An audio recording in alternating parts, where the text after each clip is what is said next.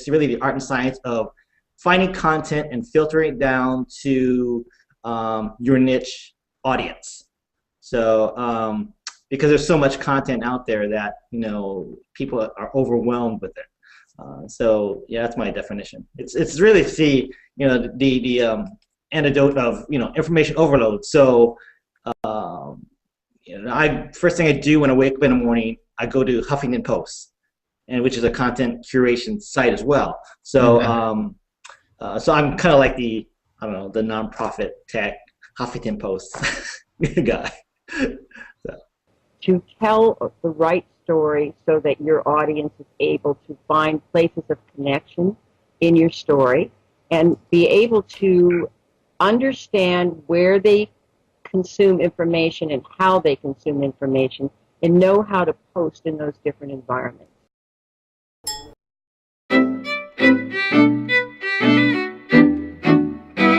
We're all producing, an insane amount of content, and so curation is a necessity.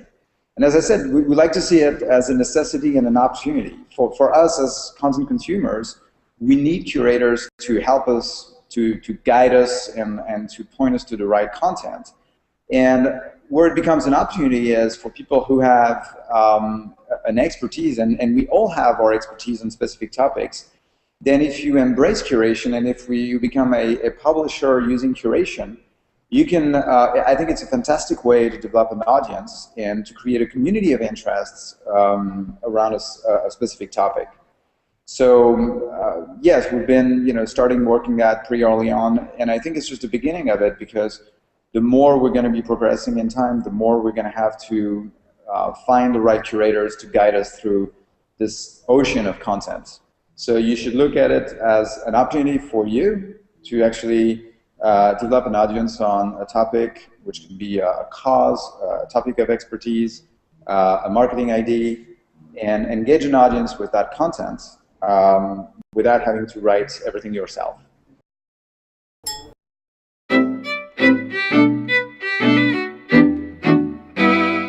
Cuéntame is an online platform, a community we started about 3 years ago by Latinos, for Latinos, but really the public in general. We started as a small community, particularly on Facebook, and we started growing through series, through documentary series, which is our main focus, and through content that was directed for Latinos and by Latinos. As we've built an audience, we want to promote work that instills very similar issues that we're tackling. And so what we often do is curate it or comment it, either through our site or with additional images that we create. We point to the article and we have additional commentary. And that's a way of curating with a snappy, of course, headline to, get your attention, particularly because we believe that this is an important topic to discuss. And that usually gets the ball rolling. And we've seen that the response rate for those that people actually reading the article goes higher if there's a visual representation involved, particularly in social media, rather than just the link. For us, the type of information that we're trying to provide to our audience, or at least that I'm trying to provide to my patient audience, is things that are very practical. There's a whole lot of information out there about cancer research, and there's always new news, new therapies.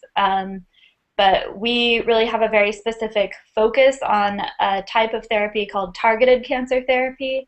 And we also want to make sure that we're not bombarding patients with news about studies that aren't practical for them. So for example, studies that are performed in the lab on cell cultures or with mice, that's not really useful information. So when I'm curating content, the biggest thing I pay attention to is this something practical that the patients who read our content can do something with.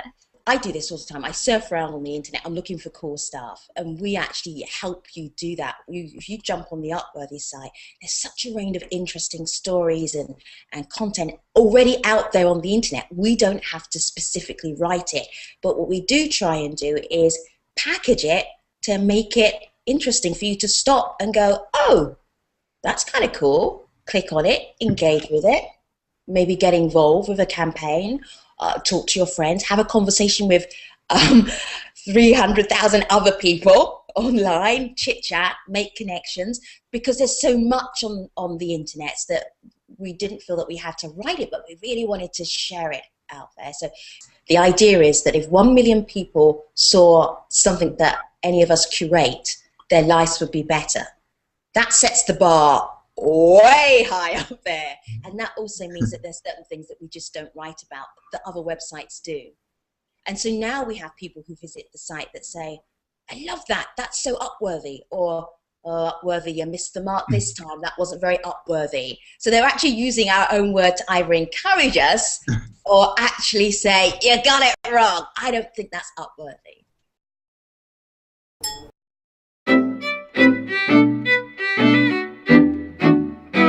Oh man.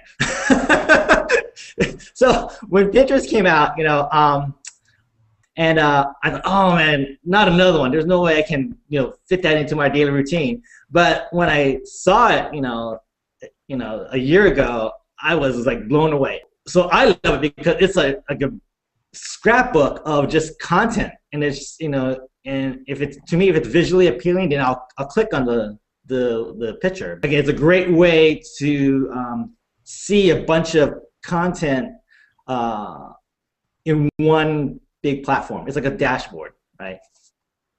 I love it. I love it. We do use Twitter. Twitter's one way of getting information and engaging people and stories out there. But Facebook for us is a really, really brilliant way of doing it. I mean, that's the way that we share a story that can get 1 million hits. So Facebook for us is actually the great platform for sharing, for people sharing content to their friends. But for a not-for-profit, do you want people to know what you're doing? Have you made great videos? Have you got a great campaign? And do you want people to know about that? And great that you've got your own Twitter account. Great that you've got a site that people come to. But how about you going out and grabbing those people? That's what curation really is about.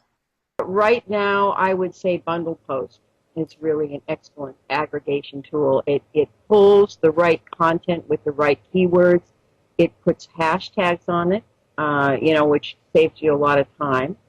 And then you can go right to Hootsuite and post it. But that really is very important to be able to effectively find the right content, because you can spend all day doing that, and you want to only post the best content. We use Scoop It as our kind of primary way of gathering the latest news that we can find.